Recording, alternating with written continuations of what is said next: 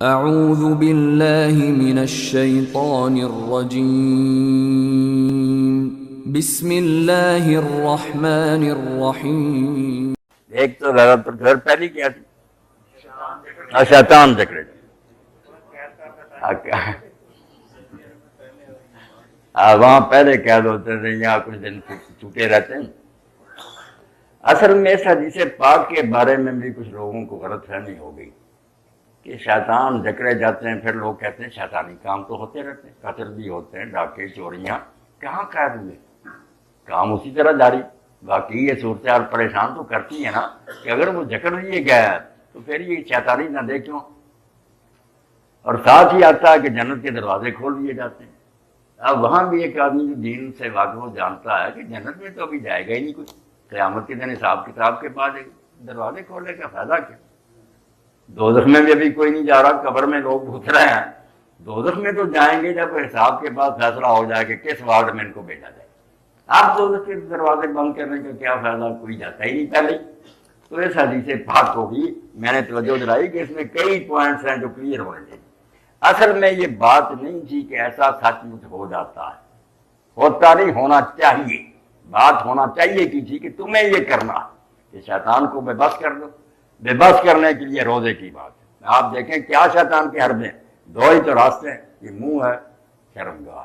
اللہ کے رسول علیہ السلام نے پوچھا کہ دو راستوں کے بند کرنے کی مجھے ضمانت دیتے ہو کہ میں جنت کی ضمانت دے دوں؟ دوزخ کے دروازے دیکھ لے جہاں سے شیطان آتا، الفم والفرج، منہ ہے جس سے حلال و حرام کھاتے ہو یا بےہودہ باتیں بکتے، دوسرا یہ شرمگاہ۔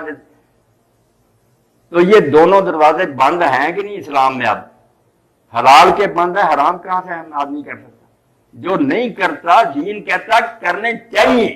مطلب یہ لو حدیث پاک کا کہ دین کی طرف سے یہ اہتمام کیا گیا ہے کہ اگر آدمی دینی تعلیمات پر عمل کرے تو دوزخ کے دونوں راستے منہ اور شرمگاہ بند ہے۔ جو نہیں بند کرتا، اس انتظام سے فائدہ نہیں اٹھاتا، اس کی بات نہیں۔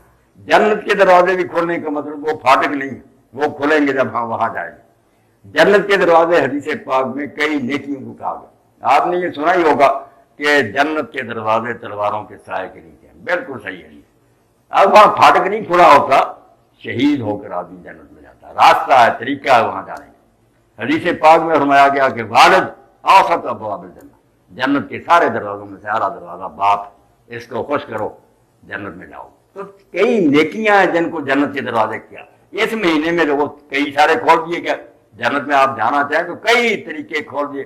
روزہ جس پر حضور فرماتے ہیں جو نیک نیکی سے رکھے گا گناہ بخشے گا، رات کا قیام ہے جو کرے گا بخشے گا، لیلۃ القدر ہے بخشے گا، یہ اعتکاف ہے، یعنی کتنے راستے کھول دیے گئے ہیں جنت کو جانے کی۔ بات یہ تھی لوگ ادھر چلے گئے کہ وہاں پھاٹک کھلے گئے، نہیں، نیکی کے راستے کھول دیے گئے۔ شریعت نے بھی انتظام کیا کہ ابواب الجنہ، جنت کو جانے کے کئی اس وقت راستے کھلے ہیں کہ ان پر روزہ رکھو، رات کو قیام کرو۔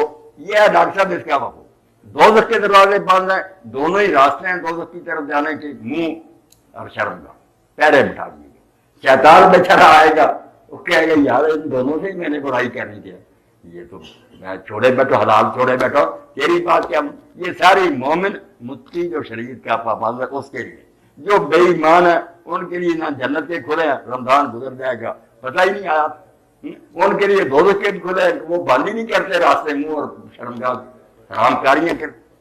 حدیث پاک کا مفہوم یہ ہے، آپ نے سن لیا، غور فرمائیں گے، ذرا الجھن نہیں۔